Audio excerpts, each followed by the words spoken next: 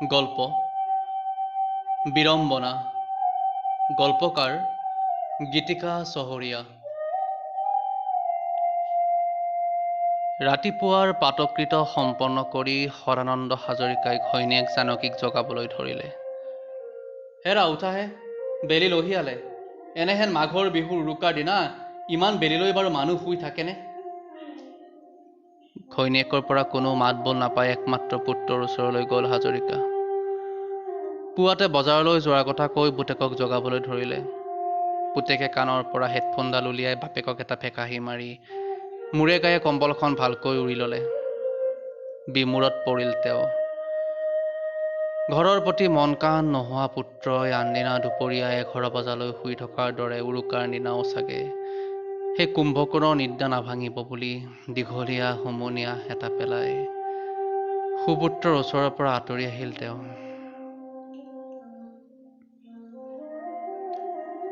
কোনোমতে বিহু বুলি পিঠা কেইটামান পুৰিছে পত্নী জানকীয়ে। 12 মাহত 13টা বেমাৰে জুৰুলা কৰা মানুহগৰাকীৰ লাচনি পাচনি এটা কৰিবলৈ কোনো এজনো নাই। 6 মাহ আগত অৱসৰ লোৱা অৱসৰী শিক্ষক হাজৰিকাই অৱসৰৰ পাছত যি পাৰে দুই এটা কাম কৰি ঘৈণীয়েকক সহায় কৰি দিয়ে। ঘৈণীয়েকে ইতিমধ্যে গা পা ধুই হাজৰিকালৈ বুলি চাহ একাপৰ লগতে বজাৰৰ মোনাটো আৰু বিহুৰ বজাৰৰ দীঘলীয়া লিষ্ট এখন আগবঢ়াই দিলে। লিষ্টখন দেখি হাজৰিকাৰ মূৰটো আচন্দ্ৰাই কৰা যেন লাগিল। তেওঁৰ পেঞ্চনৰ টকা ৰিলিজ হোৱাই নাই। হাতত থকা সাঁচতীয়া পইচা কেইটাৰে ইমানবোৰ বস্তু অনাটো অসম্ভৱ।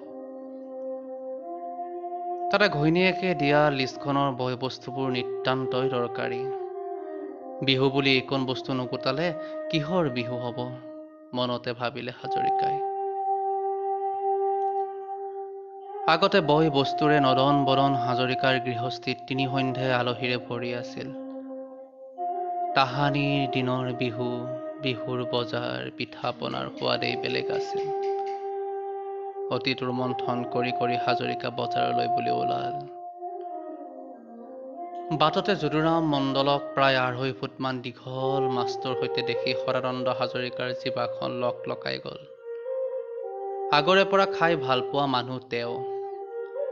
ইমান ডাঙৰ নহ'লেও 2 কেজি মানৰ বৰালি বা শ'ল এটা আৰু ছাগলী মাংস 1 কেজিৰ কথা পাঙি গৈ আছে হাজৰিকা।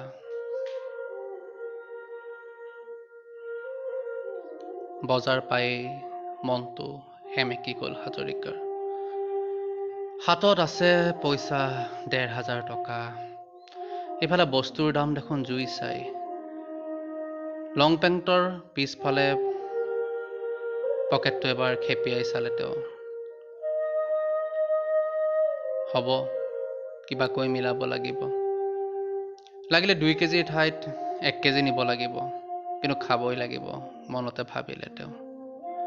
আগতে দাইল, চেনি, চাবোন, স্নোখিনিকে লোৱা যাক বুলি ভাবি গেলামাল দোকানত সোমাল তেওঁ। লিষ্টখন দেখি ৰতন দোকানীয়ে লাহেকৈ মাত লগালে। দাদা, বেয়া নাপাব, মানে এই বিহু বুলি কিবা এটা দি যাব।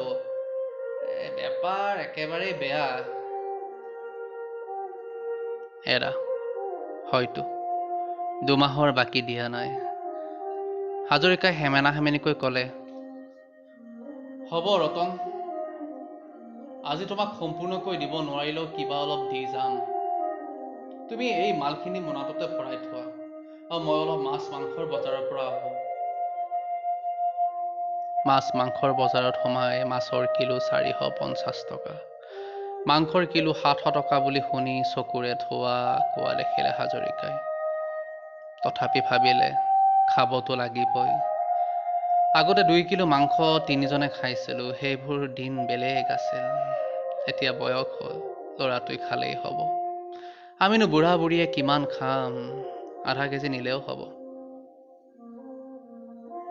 এইদৰে খাই ভাল পোৱা হাজৰিকাৰ মনটোৰ লগতে জিভাখনো কোচ খাই আহিল। মনতে ভাবিলে, যিজন পুত্ৰৰ বাবে তেওঁ মাংস নিব খুজিছে, 18 বছৰ পাৰ হোৱাৰ পিছত কোনটো উৰুকানো সি মাক বাপেকৰ লগত খাইছে। দাবী ধমকিৰে 1.5 লাখ টকীয়া বাইকখন কিনি দিনৰ দিনটো ঘূৰিয়ে ফুৰে। উৰুকাৰ নিশাও ক'ত মাতাল হ'বগৈ তাৰ কোনো ঠিক নাই। মনটো গধুৰ হৈ পৰিল হাজৰিকাৰ।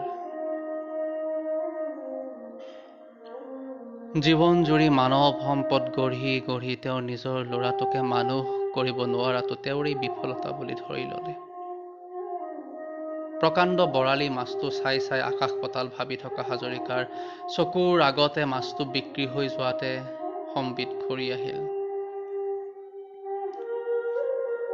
আধা কেজি মাছ দিয়া বোপাই, এইবুলি হাজৰিকাই পিছ পকেট খেপিয়াই চালে। পিছ পকেটত পুৰণা ফটা চিটা মানি বেগটো বিচাৰি নাপাই যি উৰি যোৱা যেন অনুভৱ হ'ল হাজৰিকাৰ। এইফালে সেইফালে ঘূৰি চালে, নাই, ক'তো পৰাও নাই। অলপ পৰ থৰ লাগি হাজৰিকাই জুখি থোৱা মাছটো এবাৰ হাতেৰে চুই চাই থকা থকি মাতেৰে ক'লে, বোপাই, থোৱা, মোৰ পকেটত দেখোন পইচাৰ বেগটো নাই। যিখিনি সম্বল আছিল সেইখিনিও শিৰৰ মাজত কোনোবাই লুটি দিলে। তুমি মোক মাছ দিব নালাগে দিয়া।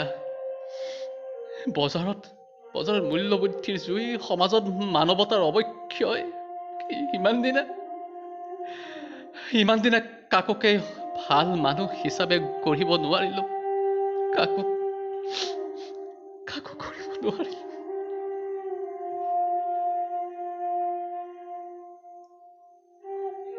দুই এজনে হাজৰিকাৰ পিনে চাই গুচি গ'ল। লাহে লাহে পেচা কিনাৰ ভিৰৰ মাজত হেৰাই গ'ল হাজৰিকা।